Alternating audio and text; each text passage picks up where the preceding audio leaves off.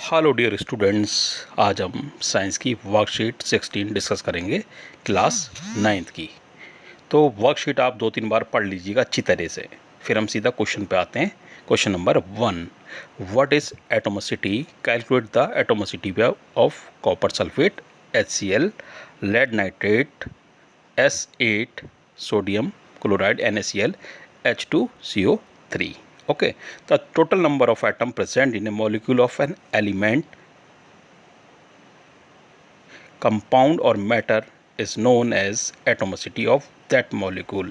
So copper sulphate में आप गिन सकते हैं, कॉपर का 1, सल्फर का 1, ऑक्सीजन के 4, तो इसके टोटल हो गए 6 एटम्स, तो एटोमिसिटी 6 हो गई। HCl में 2 एटम हो गए तो इसकी एटोमिसिटी 2 हो गई। लेड नाइट्रेट में PbNO3 यानी कि कितने हो गए इसके 5 एटम हो गए, एक पीबी का, एक नाइट्रोजन का और ऑक्सीजन का 3, 5, तो एटोमिसिटी 5 हो गई। सल्फ़र S8 में सल्फ़र के 8 हो गए तो 8 एटम हो गए, एटोमिसिटी 8। NaCl सोडियम क्लोराइड में 2 एटम्स हो गए, 1 Na का 1 क्लोरीन का, एटोमिसिटी 2।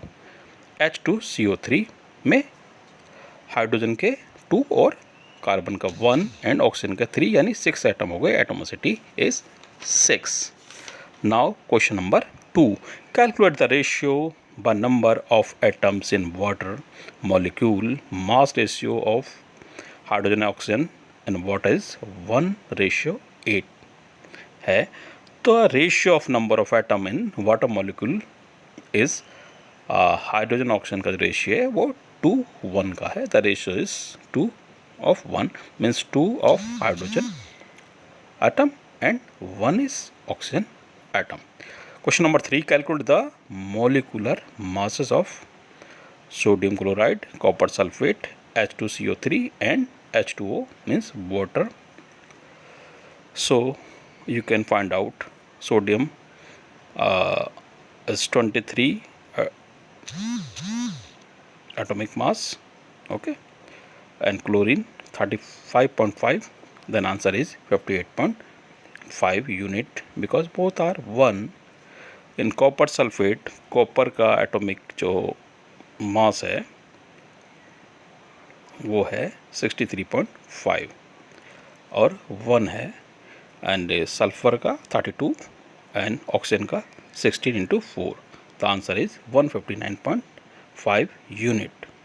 H2CO3 हाइड्रोजन का जो है एटॉमिक मास वो 1 है तो 2 × 1, एंड कार्बन का 12 तो 1 × 12 एंड ऑक्सीजन का 16 तो 3 × 16 = 62 यूनिट। एंड द वाटर का हाइड्रोजन का 2 × 1 एंड ऑक्सीजन का 1 × 16 = 18 यूनिट। नाउ कम टू इन हिंदी। अब हिंदी में डिस्कस कर लेते हैं हम।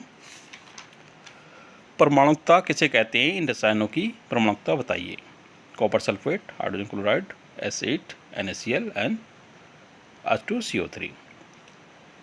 किसी तत्व, यौगिक या पदार्थ के अणु में कुल परमाणुओं की संख्या उस अणु की परमाणुकता क्या जाती है? कॉपर सल्फेट में 6 परमाणु है तो परमाणुकता उसकी 6 हो गई।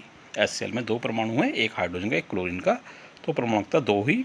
और सल्फर में 8 परमाणु है तो उसकी परमाणुकता 8 हो गई। और सोडियम क्लोराइड में 2 परमाणु है, एक Na का, एक Cl का, तो परमाणुकता 2 हो गई। H2CO3 में 6 परमाणु हैं, 2 हाइड्रोजन के हैं, एक कार्बन का है और 3 ऑक्सीजन के हैं, तो परमाणुकता इसकी 6 हो गई। जल अणु में परमाणु की संख्या का अनुपात बताइए, परिकलित कीजिए। जल में हाइड्रोजन और ऑक्सीजन का द्रव्यमान अनुपात 1 और 8 है।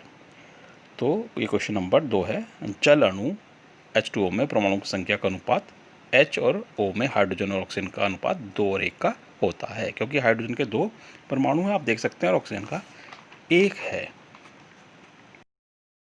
नंबर 3 डिस्कस करते हैं हम। दिए हुए अणुओं का आणविक द्रव्यमान परिकलित कीजिए। Sodium chloride, copper sulphate, H2CO3 यानी carbon acid and H2O। NaCl में 1 × 23 सोडियम का है परमाणु द्रव्यमान, एंड प्लस 1 × 35.5 क्लोरीन का द्रव्यमान = 58.5 यूनिट हो गया। इस तरह से कॉपर सल्फेट का लिख लिया हमने, 1 × 63.5 प्लस 1 × 32 सल्फर का प्लस 4 × 16 यानी ऑक्सीजन का परमाणु द्रव्यमान हमने ले लिया, तो 159.5 यूनिट आ गया। परमाणु द्रव्यमान सबके ऊपर दिए हुए हैं। H2CO3 का 2 × 1 हाइड्रोजन का ले लिया, 1 × 12 12 कार्बन का होता है, प्लस 3 × 16 16 ऑक्सीजन का होता है। तो इस तरह से 62 यूनिट हमारा आ गया आणविक द्रव्यमान। H2O में 2 × 1 यानी कि हाइड्रोजन का, 1 × 16 यानी ऑक्सीजन का, तो 18 यूनिट इसका वाटर का आ गया।